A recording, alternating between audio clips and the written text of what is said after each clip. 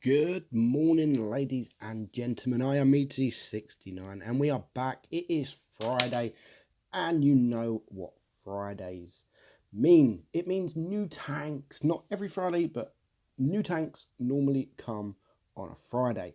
And today we have probably the most controversial tank in World of Tanks history, and it's the Chrysler K. Now, it's for sale. I believe there's two bundles, one which is 15,000 gold and one which is 17,000 gold. Now, at the time I'm making this video, I'm assuming the 17,000 gold comes with the attachment and the camouflage. I could be wrong. It might just come with full equipment, but I'm not 100% sure, as I am recording this before it's actually out. All I've got is the price of the tank and what it is coming. Now, Wargaming have told me to actually tell people not to worry about this tank. Now, all those that know the history of this tank on World of Tanks PC, I believe, it caused an uproar. Now, with Sir Foch, with his video that Wargaming asked him to take down, that got him removed as a contributor, and that also the reason why Jingles quit being a contributor is because of this tank. But as I've said, Wargaming have told me to tell people not to worry. It's not as OP as it is in PC. And to be honest, having played the tank, they are quite right. It's not OP. It's a good tank. Don't get me wrong. I like the tank and it's a good tank. And I think they've balanced it out really well, which you're going to see in these stats. So we're going to go through the stats and we're going to go through the armor profile.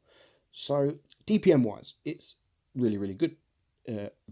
With all the other you've got the T34 Independence, IS5. The DPM is really good, 2,144. That is running the rammer. Now, running the rammer, the penetration on this tank is only 198. Now, that is very, very poor. So, the IS5, IS2SH, even the WZ111 hasn't really got the greatest penetration. You've got the T34 there with 248. You've got the Luva 234. This is 198. So, and it only does 310 alpha. It's a 105mm gun, not 120 or 122. It's 105. So it only does 310 alpha.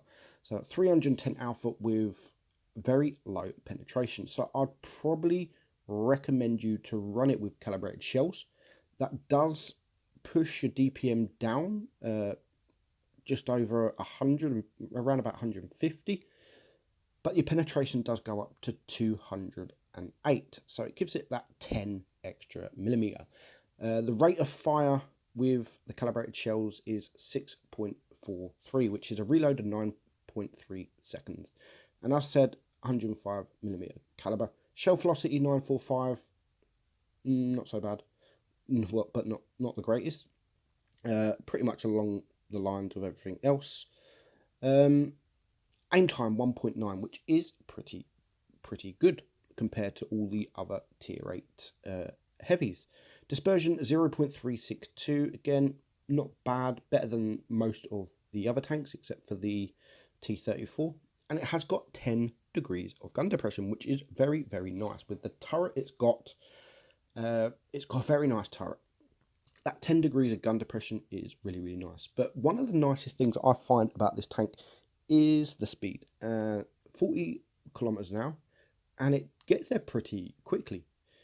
Let's look at the armor. So on the hull, you got 152 on the front side is 110 and the rear is 76, and your turret is 254 on the front, 127 on the side and 89 on the rear.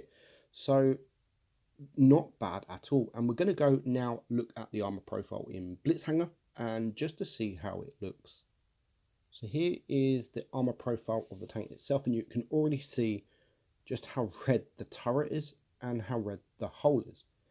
Now the bottom plate on this thing looking pretty much directly at it. It is quite weak, 168 mil effective.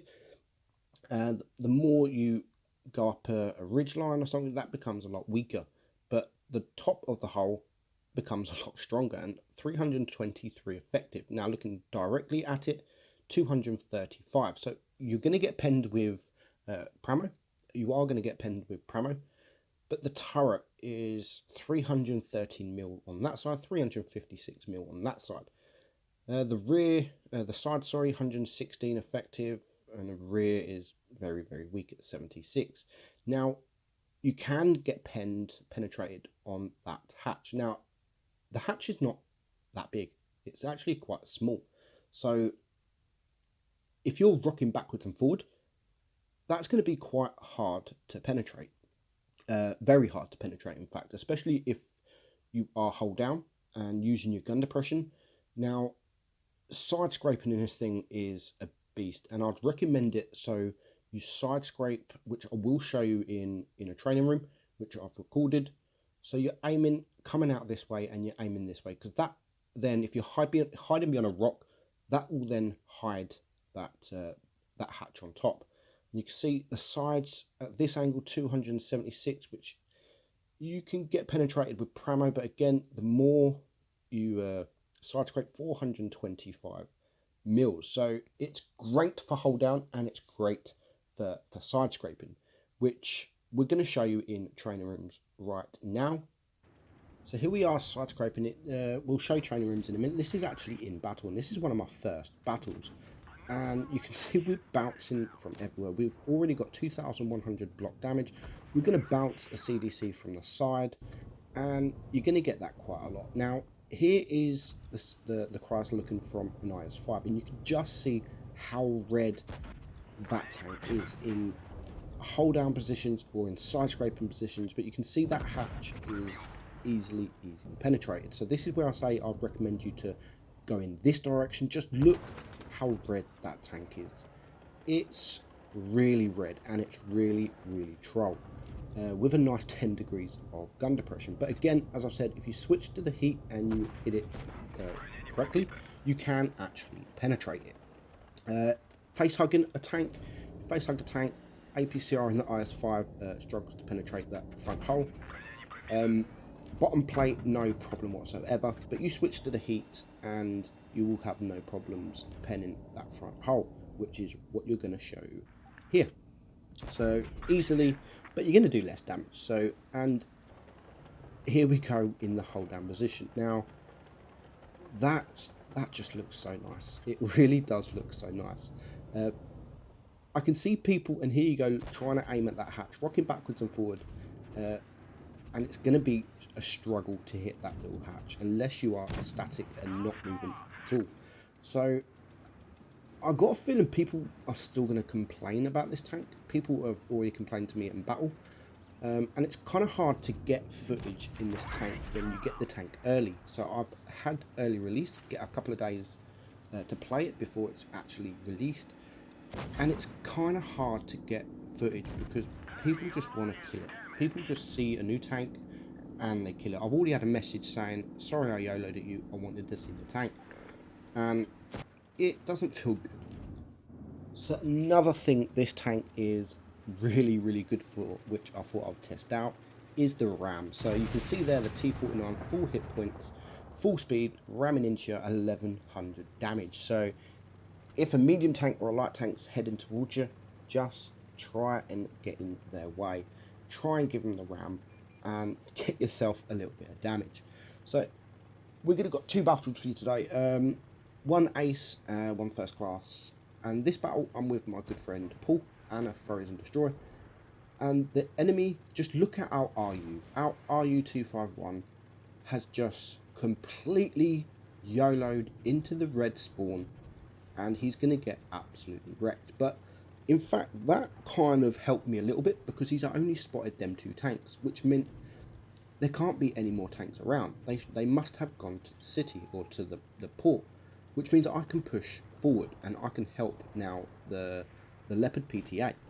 The accuracy on this thing, I don't know if it's just me or it's the tank, I'm not sure, but it doesn't feel the greatest. And you can see that shot on the AMX there. Track shot on the T54. It's probably me. I'm not going to try and blame the tank. It's probably me noobing out. But we've got rid of one tank, and it's one tank down, and now we've got an E75. And you're going to struggle to pen an E75, even with APCR on that bottom plate. So do you know what? We're going to ignore it, and we're going to go for the Tiger 2, which he's not looking, and we're going to get easy pens on him. Now, the Tiger 2 does take out our Leopard PTA, but we can take him out. And now we're going to try and deal with the E75. So we do take a shot, and we're going to aim for that hatch, which we can pen easily with AP. So my reload is better than his, which means we can get another hatch shot into him, and we get a nice bounce there. He shoots out upper plate. So now we're just going to go in for the kill, give him a little bit of ram, and we're going to shoot again that hatch with AP, and we're going to take him out for our first kill. So there's just 3 tanks left.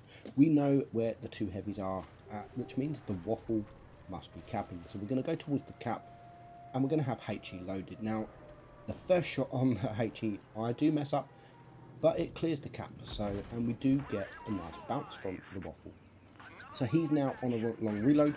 We're going to push him, and we're going to hope to get a little bit of damage into him. Again, HE loaded, a nice 497, and we get yet another bounce. We're going to go in, we're going to go for the ram, 160 damage, get the HE shot again, 375, 76, and we're going to get yet another bounce. We do get shot from behind, but we get another bounce from the waffle, and we can clear him up. So 2 tanks left. We've done 2,700 damage. We've got 2 kills, and we've blocked 2,200, mainly from that waffle. And it's a tier 9 heavy. I mean, if that was a 60% player, I'm sure I wouldn't have bounced that damage. So Paul is going to take out the IS-3, which just leaves the last remaining IS-3. Luckily, the Camp Panzer bounces, which means I can get 1 shot into him, and with the quick reload, we can get 1 vinyl shot into him before the IS-6 take him out. So that battle, 3,400 damage, first class, and we make 130,000 credits. It's a lovely credit earner. I mean, if you can push above 3k, you're going to get around 100k credits, and it's very, very nice. So next battle, it's Middleburg, and it is Supremacy. This time I am on my own.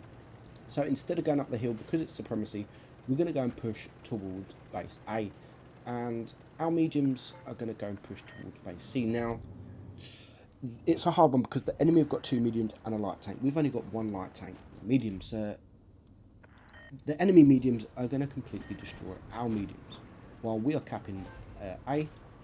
They've capped B, their heavies and the TDs have capped B, and we pretty much know where everybody is. So we're going to push around, and we're going to try and get behind them, while some of my team are in front of them. And we're going to use that DPM. So we've got 1 tank now spotted to the right, so we're going to now take out the ISU 152. So we're going to get 1 shot into him, 327, and we're going to go into the side-scraping position. So the Type 62 has taken out the CDC, so they are 1 tank down until our Type 62 gets taken out. So the IS-2SH has now taken out the ISU 152, and we can go and we can sit in Cap B. So we're 2 caps down at the minute, so we are winning on cap points, but it's now 4 against 4, so we do start capping the base, and it just gives it that little bit of leeway in case a few of our team die. It wouldn't matter as much because we've got the 2 caps. So now we're going to go backtrack on ourselves, and we're going to shoot the M6 A2E1, and not once does he want to look at us, because to be honest, why would he? There's tanks in front of him, and he's getting damaged. So it's now 3 against 4. The VK takes out the IS-6, which makes it 3 against 3. And again, this M6 just does not want to know. And the VK is there as well. He gets 1 shot into him, puts him down to a 1 shot, and the IS-2SH misses, which means we can take him out for our first kill, which just leaves the 2 tanks. And again, like I said, we've still got the 2 cap points, so we are 700 cap points. There's a Super Persian here, going to hit that hatch, which is quite easily, if you aim, quite easily to penetrate. But he is going to penetrate on the bottom plate, which is what I said. The bottom plate is actually quite weak. We don't manage to get a shot onto him just now, but we are winning on cap points. He's capping B, which means I need to push him to stop him to get that base, because there is a light tank, and I don't want them having two bases with a light tank. So we're going to push in. Unfortunately, we fluff that shot, but we do get the ram shot. We do get a bounce, and now we're just going to shoot the hatch and do a little bit of damage. 825 now, supremacy points. The VK-45 is going to come behind, put him down to a one shot, and he's going to ram kill him, which just leaves the AMX. So it's 2 against 1. We don't want him to run away. I want some more damage. We've won anyway. We're going to switch to the heat. 412 damage. I'm going to give him the little bit of the ram. The VK's going to come and give him a ram, and we can clear him up with an AP shell for our second kill. So we blocked 900 damage there, 3,294 damage done, and we do get the mastery badge. It's quite easy to master. Well, I say that, I've only mastered it once, and we get 206,000 credits. That's just insane. So that is the Chrysler, guys. I hope you do enjoy it. I'm actually going to buy this for myself because I do quite enjoy it. If you get it, you're getting a nice tank. If you don't, if you've got an IS-2SH, it plays pretty similar. But for now, hope you enjoyed the video. I'm Meadsy, and I'll catch you soon. Bye-bye.